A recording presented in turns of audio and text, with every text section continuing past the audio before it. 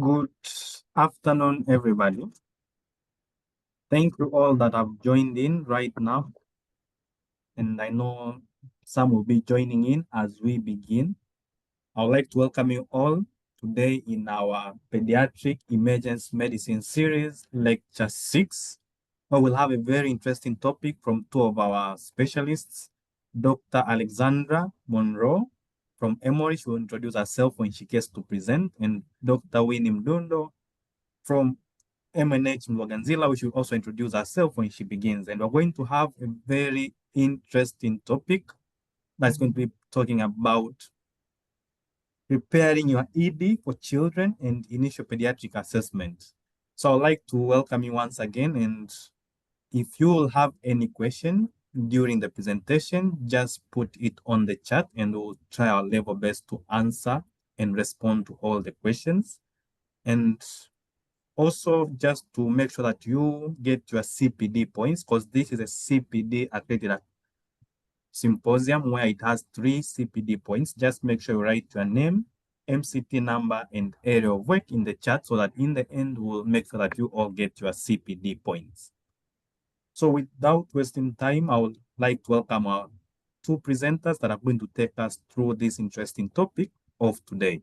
Dr. Winnie and Dr. Alexandra, I would like to welcome you to begin the presentation. Thank you so much for having us. I know it's afternoon time there. It's early morning in Georgia, in the United States, where I'm from, and I just got off a night shift. So bear with me as we go through this presentation. This photo is a slide of the city of Atlanta, which is where Emory University is and where I work, and sort of the context of my home spaces. And to, oh no, okay. To tell you a little bit more about me. So I am an emergency medicine trained physician that then did subspecialty training in pediatric emergency medicine. And right now I split my time between my adult clinical site, which is Grady Memorial Hospital, and then my children's site, which is Children's Healthcare of Atlanta. And I have no financial disclosures. No. What just happened? Somehow I'm back to everybody's faces and not the meeting. I want to go back to this. Okay, here we go. All right. Well, Alexandra goes back. Okay. So my name is Winnie Mdundo. I am an emergency physician. I work for Muhimbili National Hospital, mainly the Mloganzila campus. I'm also currently the internship coordinator over there. I also do teach as an honorary lecturer at Muhimbili University of Health and Allied Sciences. Back to you, Alexandra. Okay. So today we're going to be going through several learning objectives. The first is exploring why pediatric readiness and training is important for emergency providers. We're next going to try to recognize the signs of sick pediatric patients in general, but specifically trauma patients. We're going to identify some cognitive offloading and just-in-time tools to help you make those decisions that are sometimes challenging when you're under stress caring for a sick child. And we're going to apply some evidence-based imaging practices to caring for pediatric patients. So for the first objective, in the United States, our federal government has an agency called the Health Resources and Services Administration. And through that, we have a program called Emergency Medical Services for Children. There are several subsections of this group, including PCARN, which I think you all are familiar with in terms of head injury assessments. We'll talk a little bit more about PCARN later in the lecture as well. But one of the sort of cross-cutting initiatives of Emergency Medical Services for Children, or EMSC, is the National Pediatric Readiness Project, which predominantly focuses on ED and hospital-based readiness to care for children. And it focuses on 7 domains to try to help build readiness and capacity in all emergency departments across the United States. The 7 domains include the Pediatric Emergency Care Coordinator, which is a champion, both a physician and a nurse or staff member that is really going to take ownership of pediatric issues and try to solve their problems. Patient safety and family-centered care, equipment, supplies, policies, procedures, competencies, communication, and quality improvement.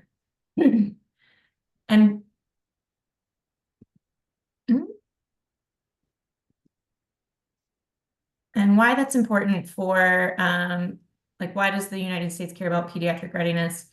The goal is to make sure that every emergency department is prepared to provide high-quality care for children.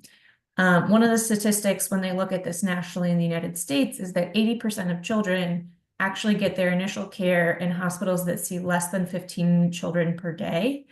And so we call this a halo event, a high acuity, low occurrence, where people are often uncomfortable caring for children and feel underprepared.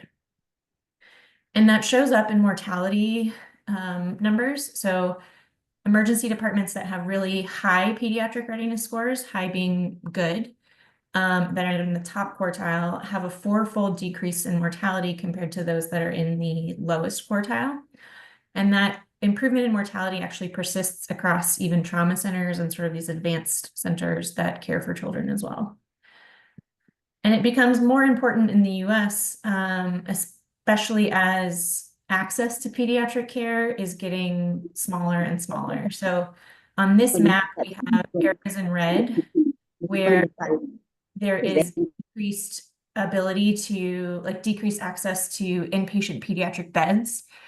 And this study was done before COVID occurred. And so there is lots of speculation that the map actually looks much worse than this.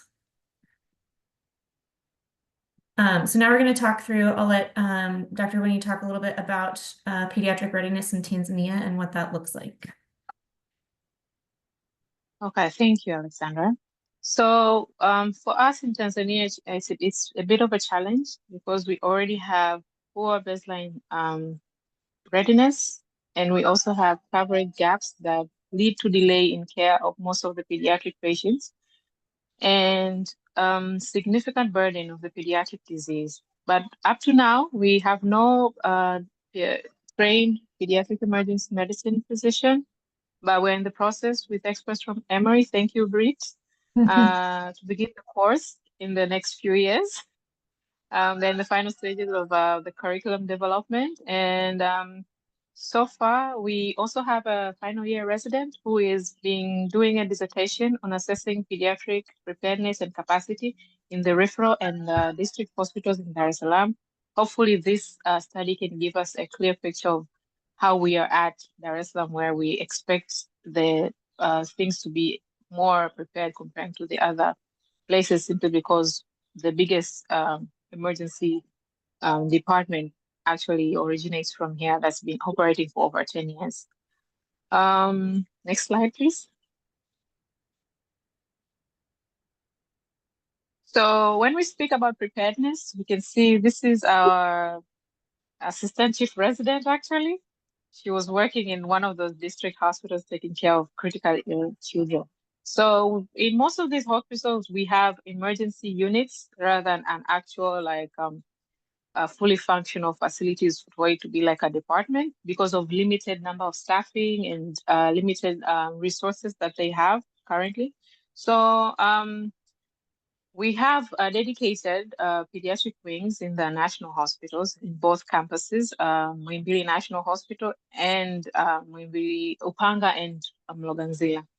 So yeah, this I took this photo actually. I was watching her struggle to take care of a DKA patient during her rotation there. So next slide, please. So this slide shows the maps. There's a study that was done through the trauma registry in different emergency units in the eastern of Tanzania, as you can see in the map. So it included several centers, like about 13 of them, spanning from Kimara all the way to the Dodoma Regional Hospital. So this is the study that was done by Professor Sawe and other people back in 2020. So the health centers and dispensaries have dedicated rooms to care for the injured. It operates 24 hours per day, and the dispensaries only operate for like 12 hours per day. So this has been showing like this is the people that we expect to care for almost all the people who show up due to emergencies, such as referrals from other like dispensaries nearby. So these multi-level health facilities in Tanzania showed pediatric injuries accounted for nearly a quarter of all the injured patients that arrive at these facilities.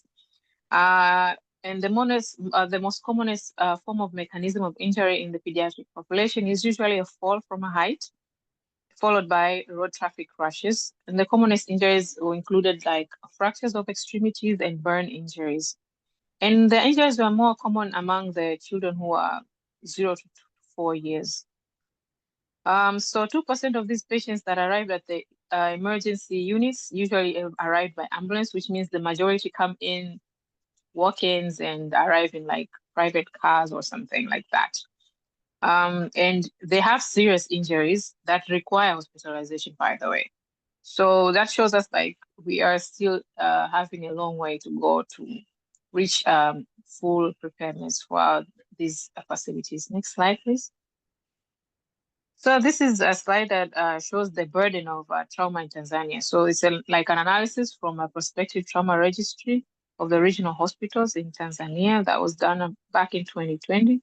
So this map shows the heat spots of where the road traffic crashes are most like at a high peak, and represents like about 30 districts surrounding facilities that are seen in the yellow dots, which were recorded in the trauma registry. So the lighter shade represents the higher shade of the road traffic crashes, while the gray portion refers to the other districts in Tanzania, which are not recorded in the registry. So if you can see that, we can see that there's a huge share of road traffic accidents, more interior and more closer to the shoreline. So which means what? We also need to be prepared for these patients, because we know that a quarter of these patients will be children. So next slide, please.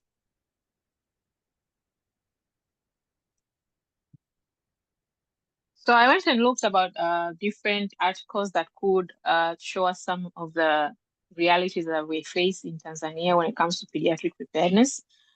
So my fellow from the same class, Dr. Alphonse Mbila, he came up with a study which is a mixed qualitative and quantitative study, which shows the predictors and outcome of time and presentation of the critical ill pediatric patients at the emergency department at Muhimbili National Hospital.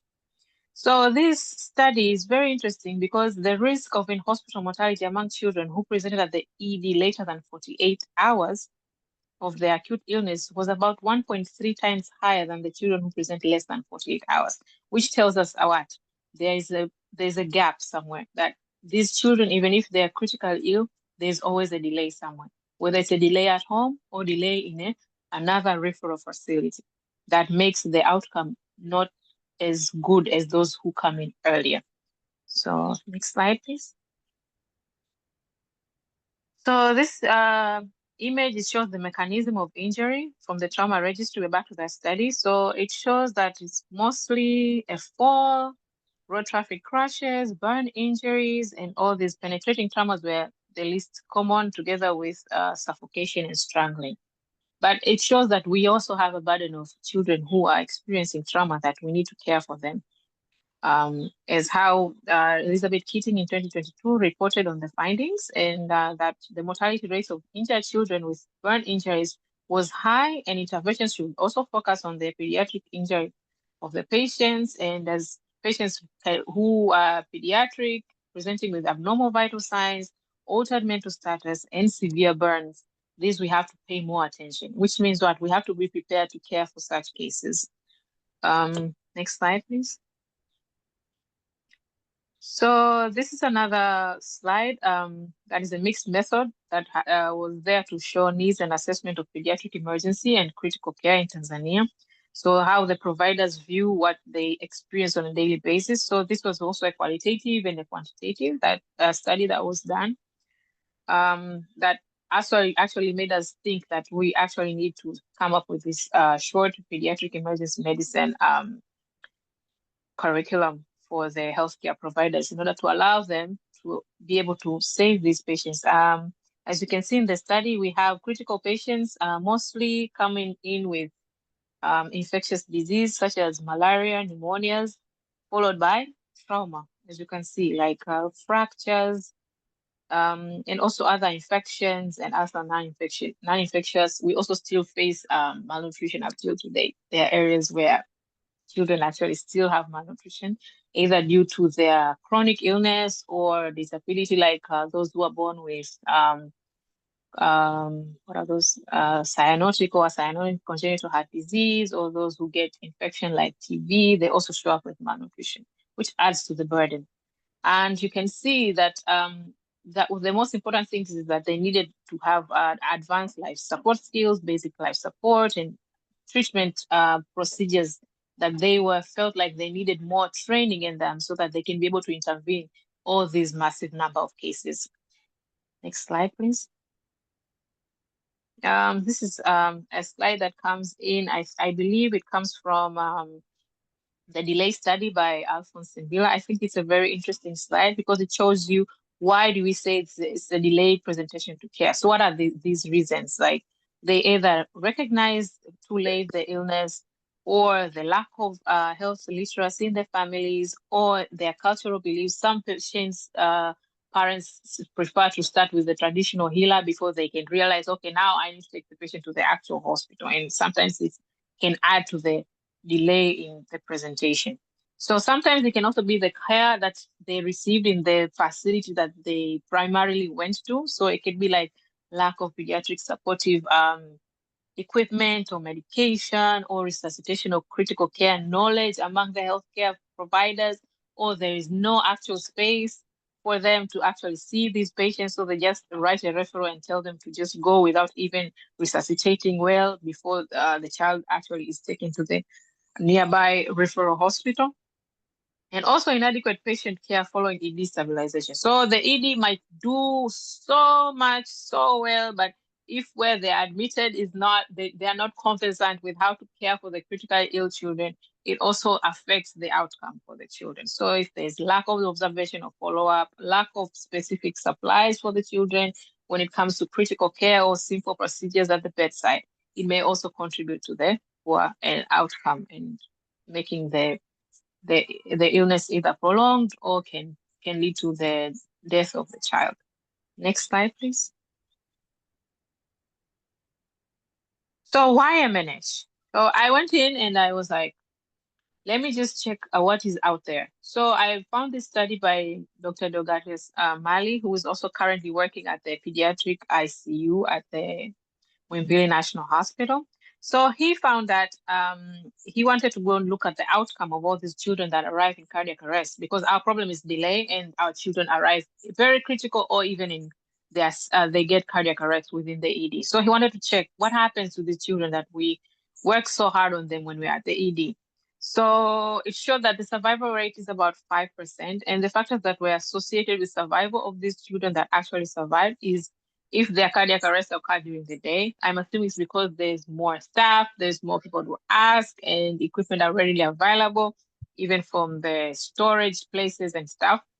Also, if the CPR was short, like it means less than 20 minutes, and the identification. It's very important to identify and treat for the cause that was reversible for the cardiac arrest. And if the child was able to get mechanical ventilation after the CPR was completed. Next slide, please. So I think this answers the question, why do we need to learn pediatric emergency medicine, starting from the burden of the disease that we have, and then the causes of the delay, and how it has been proving to be not easy for the care providers to actually see these patients appropriately. Next slide, please.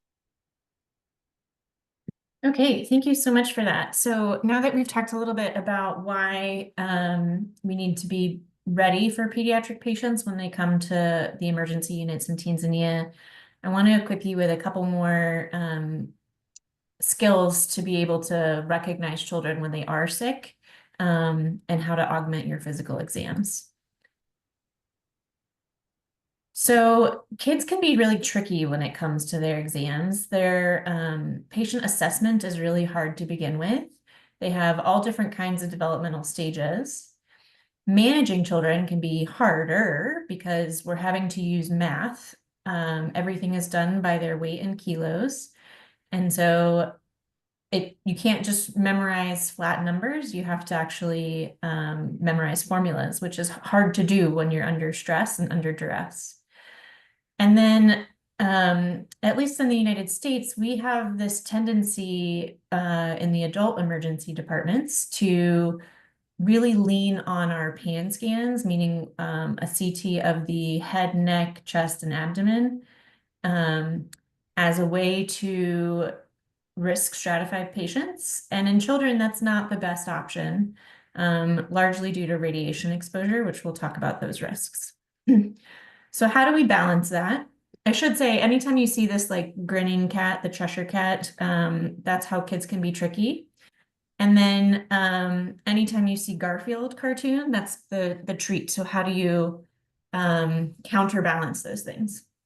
So for our problematic pediatric patient assessment, are you all familiar with advanced trauma life support, or ATLS, the ABCDE? If not, it's a basic framework for how to evaluate a patient so that you don't miss signs of critical illness and injury that are life-threatening for the patient. And so for pediatrics, I want you to add in this secondary component to that, which we call the pediatric assessment triangle. And it's going to help you pick up kids that are in trouble that you might otherwise miss if you only stick with ATLS. And then because math is hard, I'm going to give you a couple tools to use to help you cognitively offload, meaning don't try to hold all of that in your brain.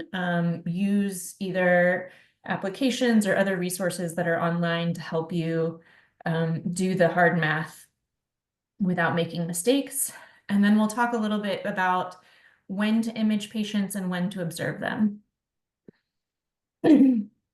Okay, so for ATLS, most people are familiar with ABCDE. So airway, breathing, circulation, disability. Some people include dextrose in that, and then exposure. Where this gets tricky again is you're going to miss things in children if this is all you ever look at for adults. If you only ever see if they can talk, listen to their breath sounds, make sure they have a blood pressure and pulses, you'll miss the subtle findings that will tell you the child is in trouble beforehand. And so why does that happen? And it's because children's physiology is different. So to start with, they have variable vital signs that are considered normal. You can't just memorize that 120/80 is normal and anything less than 90/60 is bad and hypotensive. You actually have to know what the normal is for their age. And then the other part that makes it hard is that kids are really, really good compensators. So they will increase when they're in distress. This is a graph that shows blood loss along the x-axis here, and then the normal vital sign number for that degree of blood, or that level of blood loss. And what you can see is as you kind of go further along the continuum of hemorrhagic shock, this is from a trauma book, you can see that kids are going to maintain their blood pressure pretty consistently until they're at about 30% blood loss, which is when you start to hit class 3 shock. The only thing that really changes and is an early indicator that a child is in distress is that their heart rate is going to steadily climb. And they're going to increase their heart rate in order to maintain their cardiac output and maintain that blood pressure until they get to class 3 shock. And then once they start to drop their heart rate, they have no cardiac output left, they're peri-arrest, and they're in big trouble. So you can't rely on a normal blood pressure to be the thing that reassures you that a child is hemodynamically stable.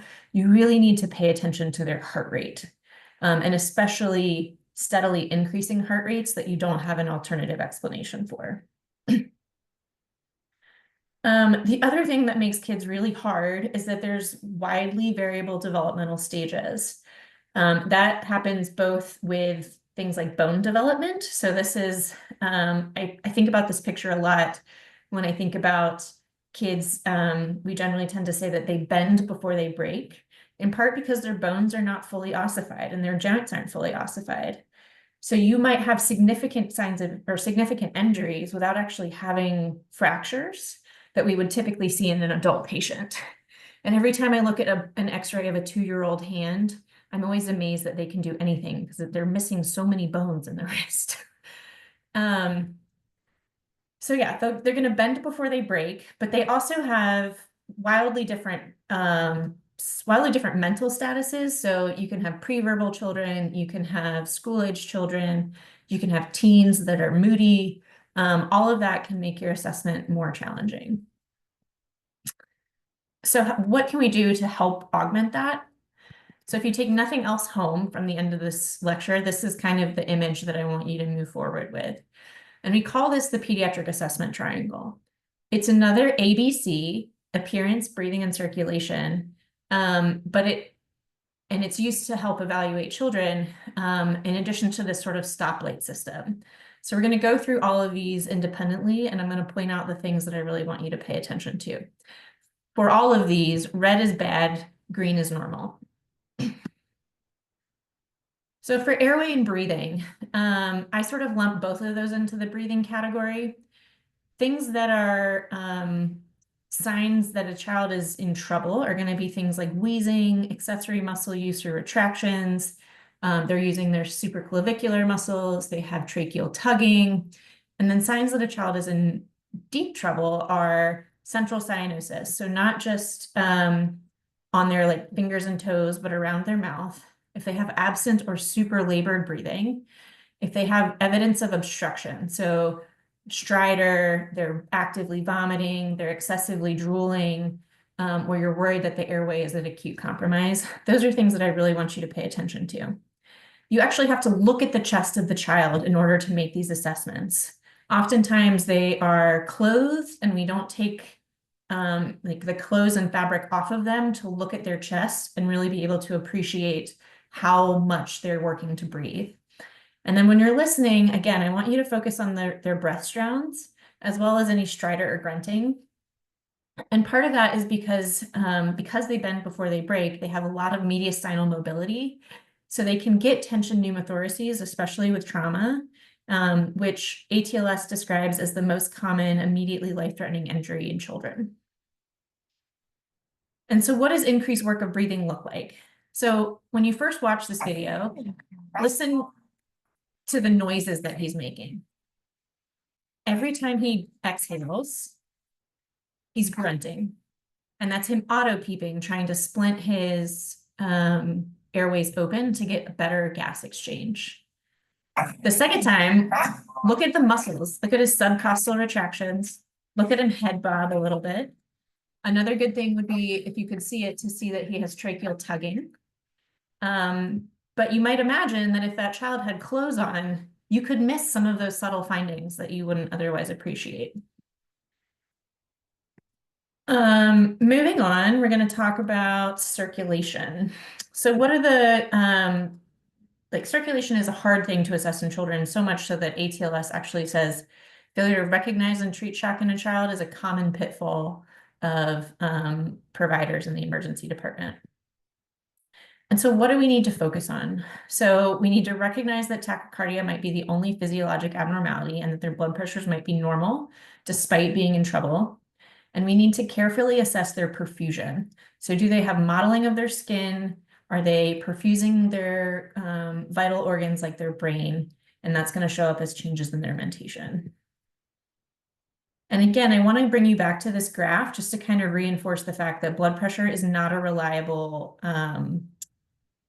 reassuring vital sign for kids.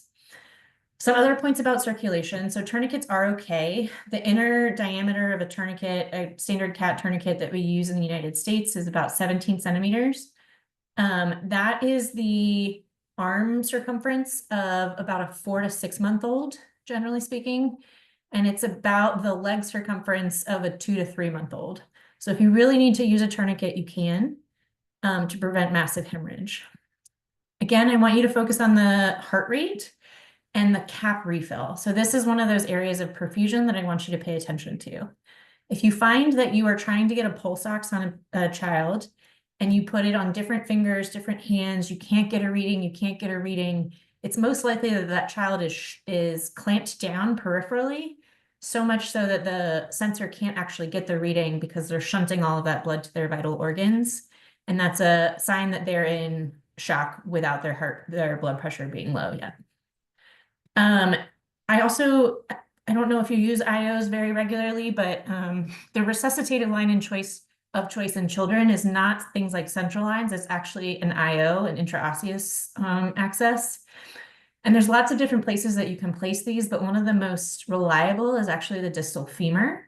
And so I'd encourage you to look at some YouTube videos and kind of watch how to do a distal femur IO. It's a bigger target that's less likely to go through and is easier to find than some other places. When you're treating circulation, especially in trauma, both blood and TXA are weight-based. You can start with a bolus, move on to blood, and then tranexamic acid is also bolus, and then continuous infusions. And so what does delayed cap refill look like? What does that perfusion deficit look like in real life? So anything less than 2 seconds is considered normal. Anything above 3 seconds is markedly abnormal. And kind of in that 2 to 3 second range is where you want to start paying attention and opening up your differential, but it could be easily reversible with things like fluids or better resuscitation. So we're going to watch this video. We're going to do a good cap refill. Hello everyone. Now the capillary refill time. Here in this video you can see we have to apply the moderate pressure for 5 seconds over the chest to blanch the skin, and then we have to release the pressure and we have to observe the time which is elapsed before skin regain the normal color. So the key there is that you want to Normal fully color blanch the is skin. less than 2 seconds. Between 2 to 3, borderline abnormal, and more than 3 considered as abnormal, seen example in shock or hypothermia. In darker skin tones, it can be sometimes hard to appreciate on that chest area. And so while it's not a central cap refill, it's on the palm or on the heel. That's another good place to look. Okay, lastly is their appearance. So even though it's technically A for the pediatric assessment triangle, I associate this with the disability exposure piece of advanced trauma or ATLS. And what can be hard and distressing is that oftentimes kids are agitated, they can be crying, they're scared, given that they're in a healthcare environment, and it can be hard to say, is this a normal response or is this an abnormal response? So one thing to keep in mind, I'm not sure how much PPE you're using these days, but this cartoon was made back in COVID when all of our teams had gowns and masks and gloves and goggles on. And it just kind of highlights the difference between our everyday and what we are used to as being normal versus what a child might experience. So it just looks like a normal resuscitation to us, but it looks like monsters are attacking them and aliens are coming down to take them away to them. So just kind of empathize with some of their anxiety during their healthcare encounter. And then really what I want you to know is that if they're fighting you and they're screaming, it is often a good thing. So vigor is always reassuring to me. I like kids that are strong in fighting. It's hard, it hurts my ears, but it's better than the opposite of that, which is this unresponsive or limp and apathetic child. Apathy, not caring about what's happening to them, particularly painful stimuli like IV starts, is very concerning to me. So one of the easiest, like Glasgow Coma scores or GCS, can be really hard to calculate in kids. One of the best alternatives for that is actually the AVPU score. So are they responding to, are they alert? That's usually a normal GCS associated with the median bar here at 15. If they're responding to only verbal stimuli, that's around a GCS of 12. So not great, but not terrible. If they're only responding to painful stimuli, that's associated with a GCS around 8. So that's really when I'm starting to get worried about this patient. And if they're totally unresponsive even to painful stimuli, that's a GCS of 3. We're looking to aggressively intervene for this child. And so the verbal response is really the only way that GCS varies by age, but really the painful stimuli, and again, think IV starts here or glucose checks. If they don't withdraw or respond or cry when you're doing any of those things, that's a child you need to be worried about because they're not perfusing their brain.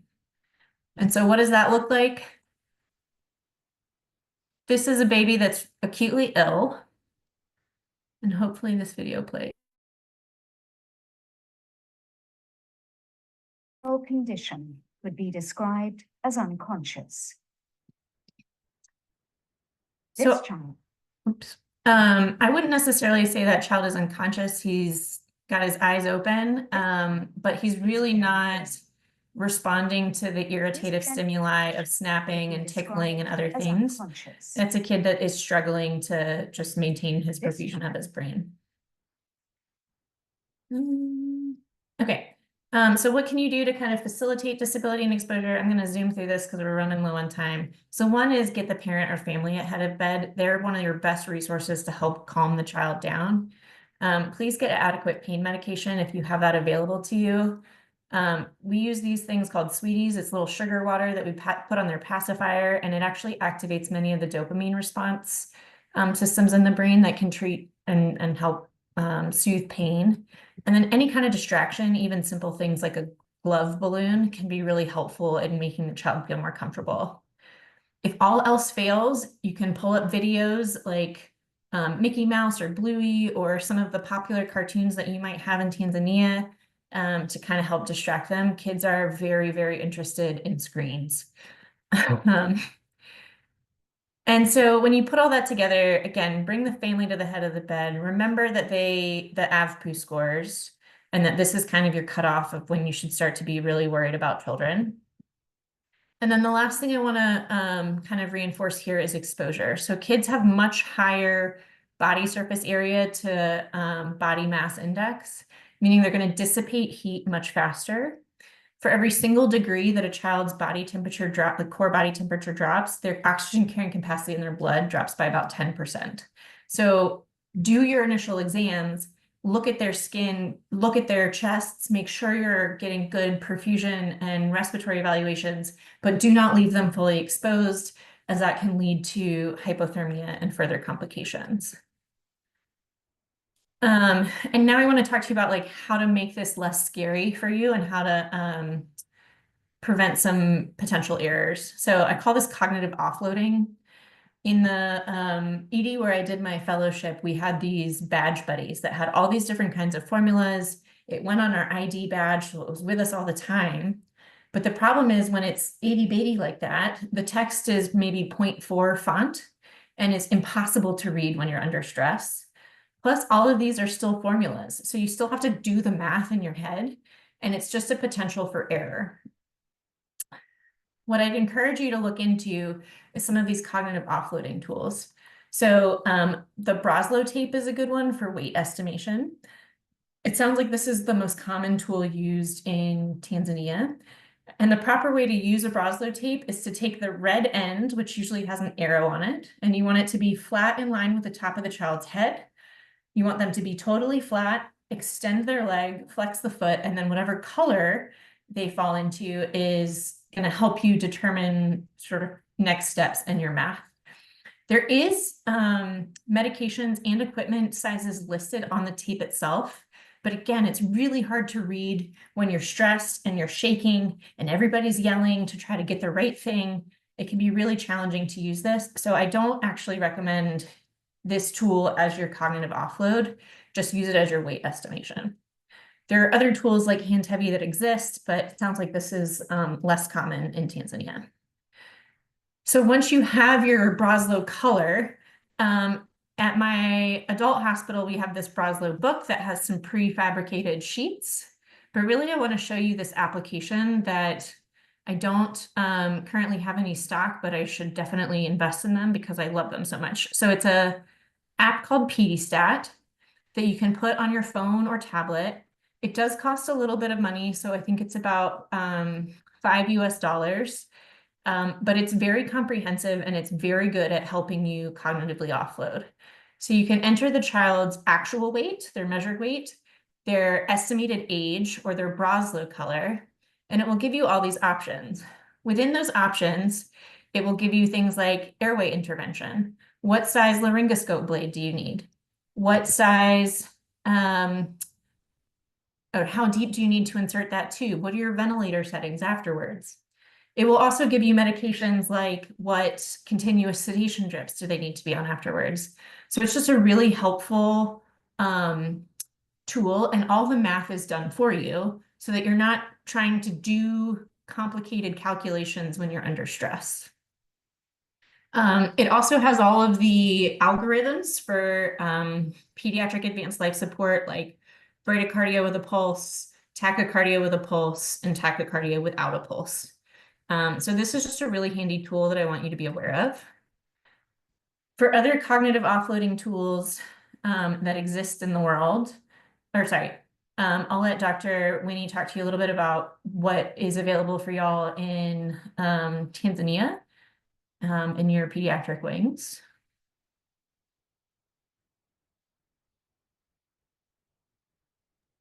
Thank you. So for the pediatric wing, we have the Braswell tape that are usually readily available, which you can use to estimate the weights. We also have weighing scales for different sizes of babies so that you can estimate, you can get the actual weight when they're there if you can. And using the electronic medical record system, the WellSoft, you can just type in the prescription that you need for your for the child, depending on the medication. Even the most commonest one, they are already pre-programmed formula for the dosing. So I think that is also much more helpful to estimate the amount of dosage that the child may need. Yeah. Continue with time. In terms of what other resources might be available to you, so MD Calc is a really handy online tool, and PCARN, that we mentioned before as part of EMSC, is has a lot of helpful risk stratification decision tools. So it sounds like y'all are you're pretty familiar with the pediatric head injury rule and who needs to have head CTs and who doesn't. But there are other PCARN injury tools that are available to you. So a new one that actually one of their Dr. Brittany and one of my colleagues is one of the authors on this study, looks at cervical spine injury risk. But there's also a risk stratification for intra-abdominal injuries as well. And all of these are trying to help you decrease your radiation exposure for kids. The other resource I want you to be aware of is the EMSC PEAK kits, so the Pediatric Education and Advocacy kits. These are really good just-in-time resources for how to manage a child that's in hemorrhagic shock and what kind of blood products do you need to give to them. The links here are usually like one-page quick resources, so you don't have to read a whole chapter. It's just quick and easy to access these resources. And then a little plug for Children's Healthcare of Atlanta, where Brittany and I work. We have a lot of our clinical practice guidelines available online as well. So if you're looking for how other hospitals are managing these kids and you want to get a sense of what some of the guidelines are, these are often readily available on the internet. Okay, lastly, we're going to apply some pediatric evidence-based imaging practices. And why do we need to do that? Well, first, part of ATLS is that we need to initiate early transfer, but we have to keep doing our evaluation. We can't just stop caring for these kids once we decide they need to go somewhere else. To Dr. Winnie's point about delays in care and transfer in Tanzania. And that doesn't always look like a CT scan. So it's available to us if we need it, but hopefully we don't. And why that is go through this quickly. So a pan scan, meaning head, neck, chest, abdomen, pelvis, is going to end up being around 30 plus millisieverts, which is a radiation dose. For each, the relative risk for 100 millisieverts is around 3.9 to 5.6 for acute leukemias in children. And it is about the equivalent of 1,500 chest x-rays. So it's a big, big difference between getting a chest x-ray and getting a pan scan. And at least in the United States, the radiation risk for a single abdominal CT or head CT when they're under the age of 15 is about 0.1. So 1 in every 1,000 for an abdominal CT that's going to die from a cancer related to exposure from that radiation. So while it's not high, it's also not nothing, and it's something that we need to keep in mind.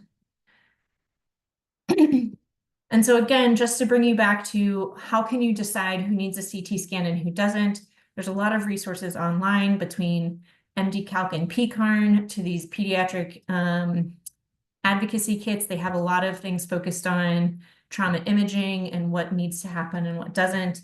And then other pediatric institutions like Children's Healthcare of Atlanta, like Children's Hospital of Philadelphia, Boston Children's, a lot of these organizations have a lot of protocols online that can help you.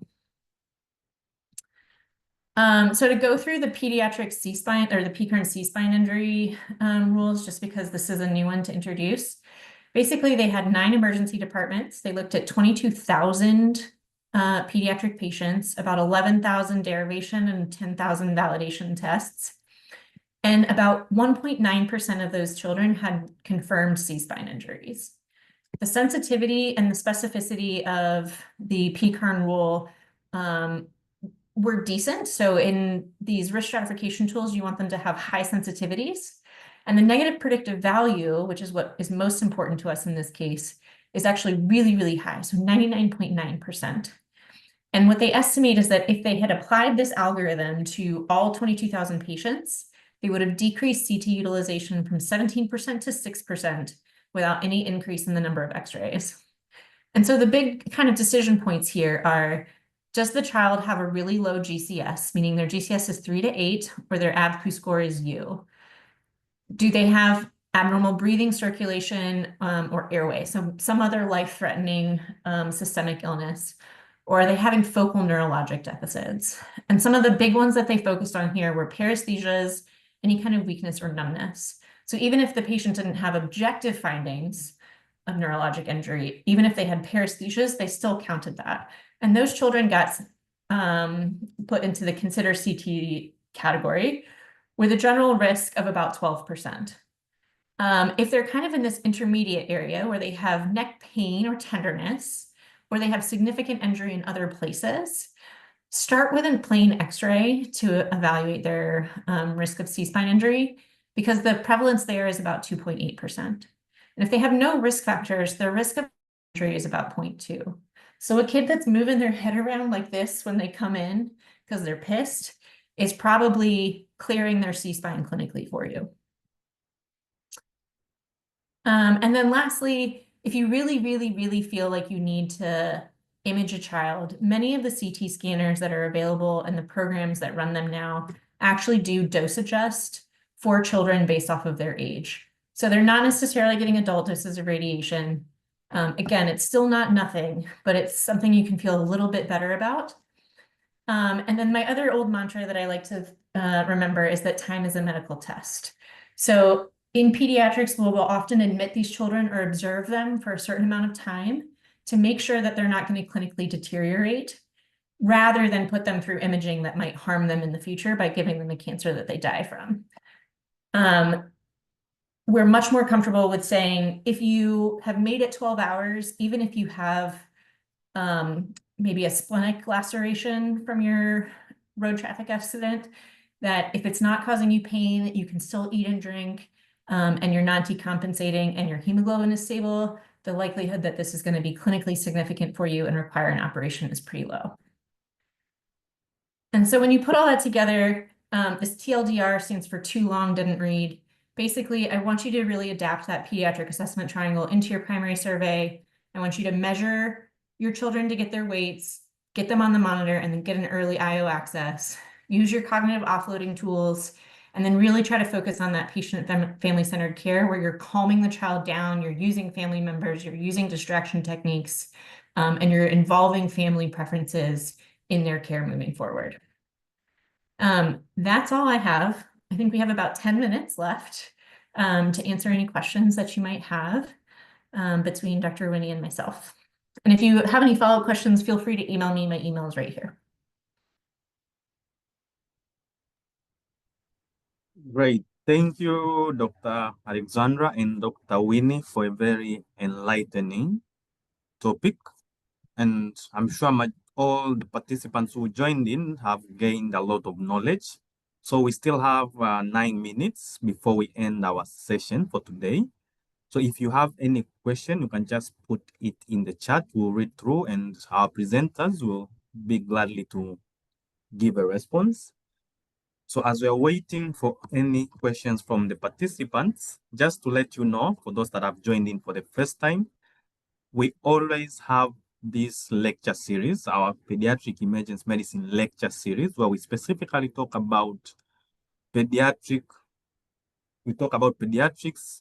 in emergency setting, and we have different topics that are related to pediatric and specifically how to handle them in an acute care setting or in an emergency setting. We always do this every month, and this is our lecture series 6, and we'll be having our lecture series 7 on the 9th of July, where we'll be talking about pediatric pain control. So for those that have joined in today, we would like to welcome you next month, 9th of July, where we'll present a very interesting topic that is managing pediatric pain in an emergency setting.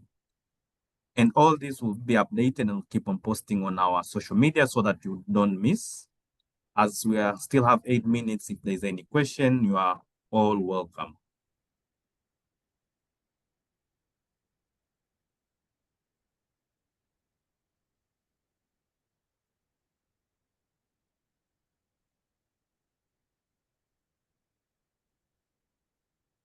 And for you can also, for those that have joined in, if you have not written your MCT number for the CPD point, because also, as I said, this is a CPD accredited series where we have 3 CPD points offered. But just to note, if you have any pending MCT debt, then the CPD points will not be awarded. So just make sure before because I always apply them after every lecture series, the next week I always post them for MCT to give us the CPD points. So make sure before the coming week, if you have any pending debt, just make sure to clear it so that you can receive your 3 CPD points.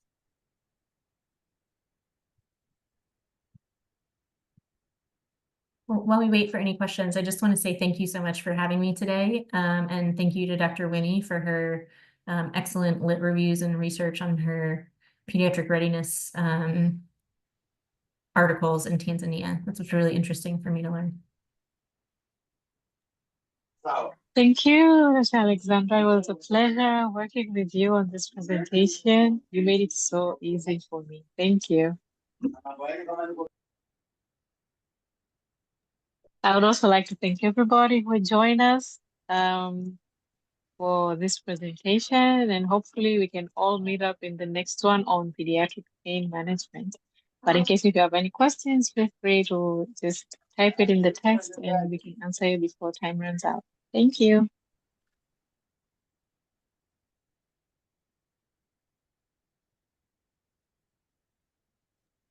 Thank you.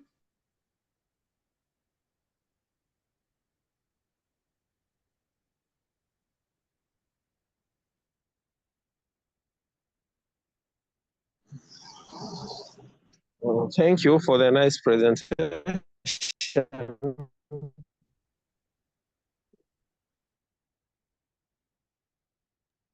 I think I saw one question pop up in the chat, which was, what is the application that I was referring to? So it's called PediStat, PEDISTAT.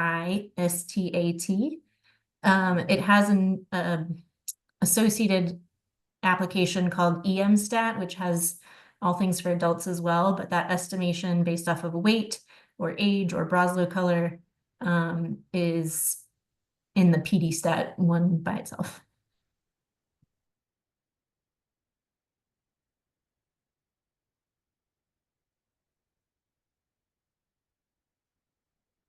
Thank you. So we still have 5 minutes. We'll just keep the chat open for anybody who has not completed their information or probably a question for any question that might rise so that we can respond.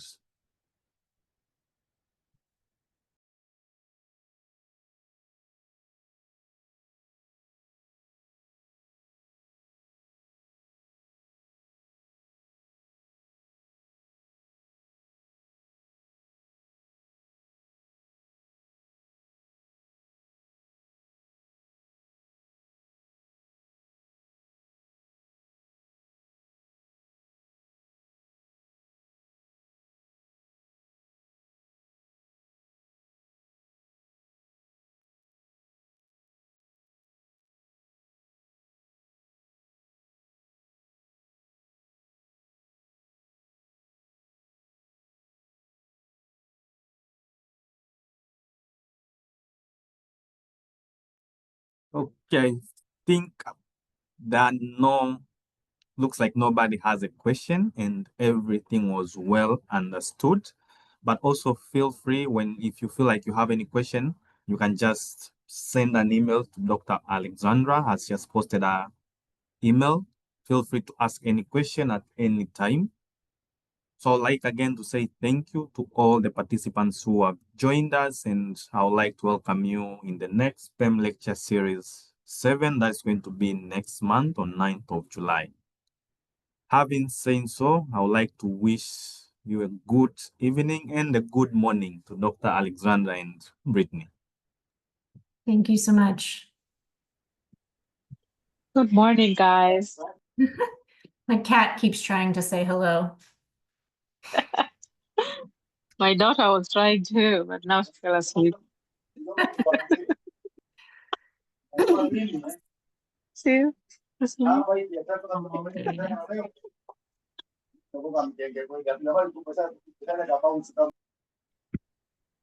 Have a good afternoon. I'll close the meeting right at 4 p.m. just so anyone else who needs to write in their MCT number can do so.